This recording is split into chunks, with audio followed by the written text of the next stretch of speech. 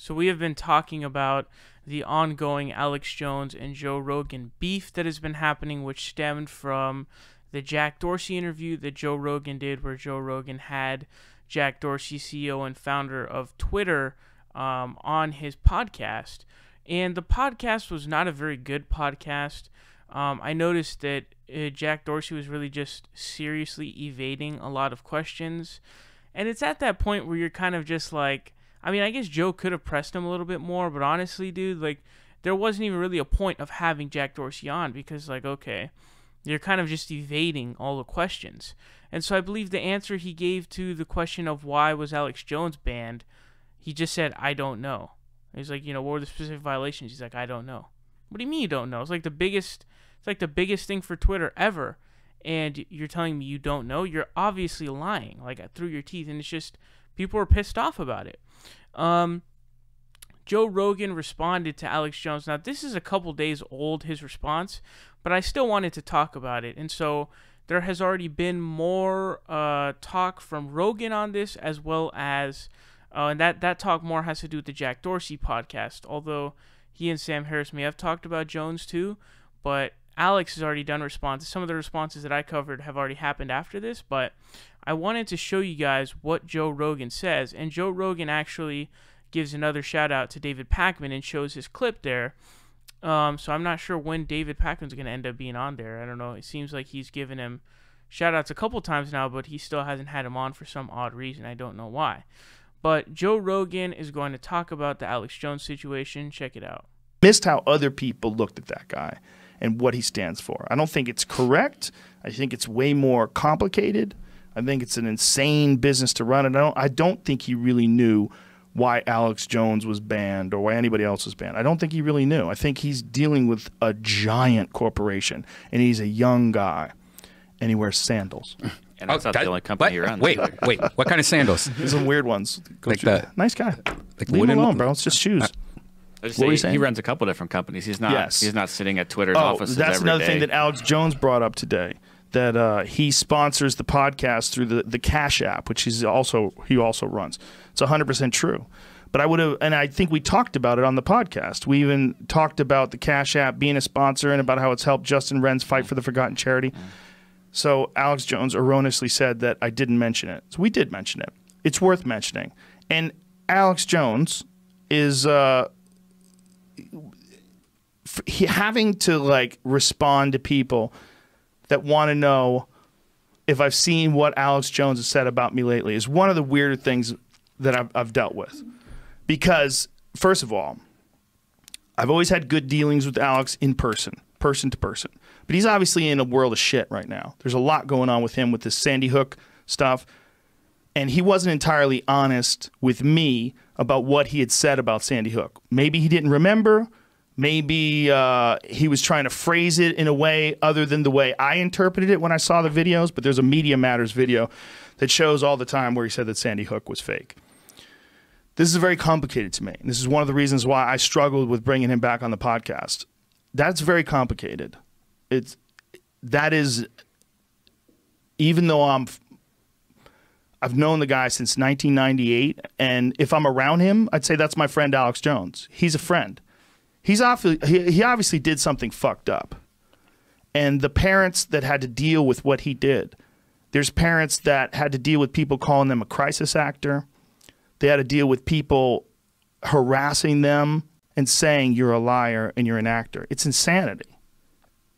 And I would think about it differently. I would definitely think about it differently if I wasn't friends with Alex. But I would also think about it differently if he hadn't made shit up about me. He said that I was told to stop talking about conspiracies or they threaten my family. That's 100% horseshit. And he has my phone number. He could have called me. I called him after I heard about it. He told me that someone told him that I talked to the person who told him that. I'm like, this is fucking bananas. Like, you out of your mind? Call me. This is so stupid. You think I'm not talking about whatever, fill in the blank, whatever ridiculous conspiracy.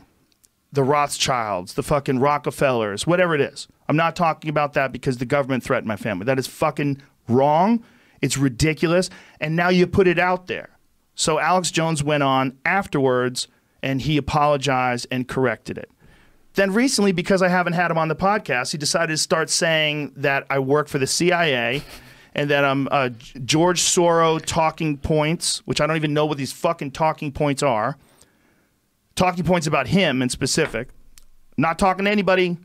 No one's giving me talking points. Not George Soros. That's not what Eddie Bravo has been saying. I mean, he got good information through Eddie Joey Bravo Diaz. Doesn't even say that, so stop. Joey Diaz did fuck with Eddie for a while though. But the point being, Alex, if you're out there, I still like you as a person. If I saw you, I'd still give you a hug.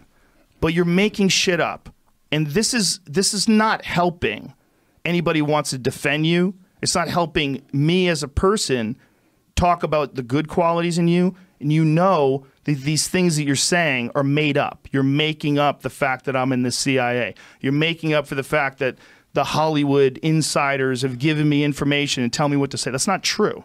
You know it's not true. You know me. I don't have time to be a CIA insider. I can't take on another job. In between doing stand-up and podcasts and UFC commentator and running a family, I can't do it. I wouldn't do it. I'm not interested. I'd rather stop doing everything than work for any government organization. No one's ever approached me. No one's ever approached anybody I've ever heard of. I don't even know if that really happens. I don't know if that's a real thing. The thing is, they always say is that the CIA would talk to the people in Hollywood and tell them what to say in terms of propaganda. And maybe. I don't know. I don't have any personal knowledge of it. I'm sure someone has decided that if they're going to make a movie about like Zero Dark 30, that they have to get some sort of approval. And I'm sure that a lot of movies that are very inspirational that have to do with the military would be great for recruitment. So I'm sure there's some involvement. I'm sure there's also some patriots that work in show business that want to put out these movies about the government and about the military in a very positive way. That's probably the case in some instances too. But not everything's a fucking conspiracy. And this is why it's stupid. And why it's stupid is some things are a fucking conspiracy. And Alex Jones has talked about some things that were real conspiracies.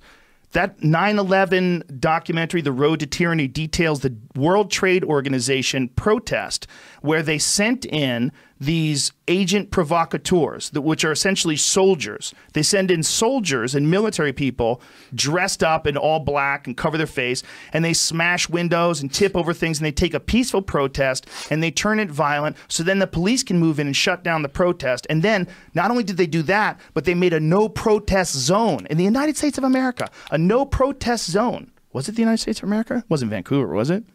It was Seattle. I thought it was Vancouver. No, I think it's Seattle. World Trade Organization protests. You're talking about with the boots and they all had the same shoes? Yeah, that shit. But Alex detailed this in detail, and it was real. When he makes things up, like there was one recently the David Pakman show had on about Alex talking about people eating babies' pituitary glands and scattered vandalism in downtown Seattle. Yeah, it was Seattle. So they enforced a no-protest zone. That was in 1999 rather. Was it 99? Yeah. December 1st, 1999. October 27, 2009 was the article. Yeah, Alex did that. That was real. That was legit. And it was very informative because I didn't know that that is how the government operated sometimes. Did you contact him the second time and go, what the fuck's wrong? I sent him a text message. Said, this is why I won't talk to you. You say crazy, stupid shit like this. But I don't hate the guy. He'll scream and yell and call me a demon. He's not in a good place. You're not in a good place when you're defending against that. And all these other conspiracies, like, it's all fun and games until you're talking about people's kids. They're like, fuck you. And that's basically what happened with him. If he was just ranting about government conspiracies or, who shot this guy or who's stealing money from here, some of what he talks about is beneficial. But Alex is not. I don't think he's in a good place. I don't think he's in a good place mentally, and I don't think he's in a good place in terms of his situation with the law. I don't hate you, Alex Jones. If you listen to this, if I saw you, I'd still give you a hug. I'll still even do your fucking show when I come to Austin. I don't care. We can come and hang out, but just stop making shit up. It's silly. And I'm sorry if there's bad stuff between us. I'm more sorry of what you said about those kids. I'm sorry about everything. It's unfortunate. It's all terrible. Now, something like that. What's the road to redemption for someone like that? Because the thing about people is, and I think this is also what's going on with Alex. People need a road to redemption. Like if someone fucks up horribly and does something terrible, should that be the end of them? This idea that we don't need them anymore, no matter who it is. I mean, what does a person have to do to grow and learn, and for people just to accept them again and let them onto all platforms again? What does a person have to do? It's a real good question. I think it's per person, though. Like somebody like Alex just seems like he's getting worse and worse. Like this seems like what he did to just you is he's doing it to me because he's mad at me because I haven't had him on. But I'm sure if he asked you, or if he was in town, I'm sure. No, you're not listening. I said I didn't want to have him on. I was trying to figure out whether I would have him on. But when I watched the Media Matters video, it was very clear to me he wasn't being on. I asked him if he had said that it was fake. And he said he questioned whether or not it was real, but then eventually he acknowledged that it was real, which he has done. But there was many times where he said it was fake. Not one, many times. It's absolutely fake. It was 100% fake. There's video of it. I didn't see the video before we did our 9/11 podcast. I've seen it now. And I still thought about having him on. I still thought about talking to him about it and talking to him about all this shit and what it's like. I think he plays a character, honestly. I don't think so. I mean, with the reptile guys and people and the things that he says, half of it's just like, what the fuck are you talking about, dude? I think he definitely goes crazy with some things, but I don't think he's doing well. Yeah, but he was talking about eating babies' pituitary glands. See if you can find that David Pakman video. David Pakman, who's a progressive commentator online, he was going, look, something's wrong with him. Like, he's playing this video. Like, what? He's talking about them breaking into morgues. What is happening to Alex Jones? Yeah, see if you can find the part on the video where Alex is talking. It's early on. It sounds like schizophrenia. It sounds like any episode of Live PD or Cops, you know, and people are talking like, oh, I saw aliens upstairs in my house. You know, like the other guy, Owen Benjamin. Look at him. See, play this real quick. It's like a weird rambling. And this is not Alex that I knew from 1998. It's just not. It's not the same guy. This is a guy who's not doing well. So, my apology as a human being to Alex Jones. If you were hurt that I didn't have you back on the show, if you were hurt that I occasionally poke fun at you, I have to. You're hilarious, unfortunately. But I don't hate you. I don't wish you badly. And back in the day, I enjoyed a lot of your stuff. People lose their way, you know? So, I think that it's a real bad feeling being stuck on the outside, too. When they all band together and kick you out. And everybody kicks you out. Everybody. Twitter and Facebook and everybody. And YouTube. And Twitter was the last one. But that was Jack Dorsey didn't even know why Alex Jones got kicked off of Twitter. And people were like, well, let him back in then. Like, yeah, but somebody knows. Yeah. Like, somebody, like, I don't think Jack Dorsey is really the guy who's looking at each individual person that gets banned. I just have a feeling that stuff is compartmentalized, right? Of Don't course. you think there's a bunch of people? 100%. 67 million monthly active users on there. Right, but how many people are responsible for banning people and real high-profile people, though? I don't know. I'm sure there's a whole, like maybe 12 people. They have to have a meeting. Then they, you know, maybe they talk to Jack. Maybe they don't. Maybe it's a position. I don't know. Yeah, right. Maybe he doesn't. We don't know. I'll ask that for sure. But maybe he didn't know when people got banned until he maybe got a company memo. Maybe he wasn't involved in the. Of course. Maybe I don't know. Maybe he's the one who called him up and said, "Get rid of this motherfucker." That's possible too. Yeah. So that was kind of interesting, to say the least. So it just looks like Joe Rogan, and this is kind of what I had said in the beginning was. Basically, Joe Rogan was kind of distancing himself. He didn't really want Alex Jones on his podcast because he kind of has a brand to maintain. And so he was worried at that point because Joe Rogan has a very big brand. He's extremely well-known. He's one of the most popular podcasts. I don't even know which podcasts are ahead of his, but because it's just so massive. But, you know, he has a really big brand to maintain and to take care of. And so taking on someone like Alex Jones with all the baggage that he had, especially at that time, because he just got banned from like damn near every platform. I believe it was every single platform I think he got banned from. He got banned from Twitter, he got banned from Spotify, he got banned from YouTube, which is huge. He got banned from an insane amount of places, probably Instagram and other places if he was on there. He even got his app banned from the App Store.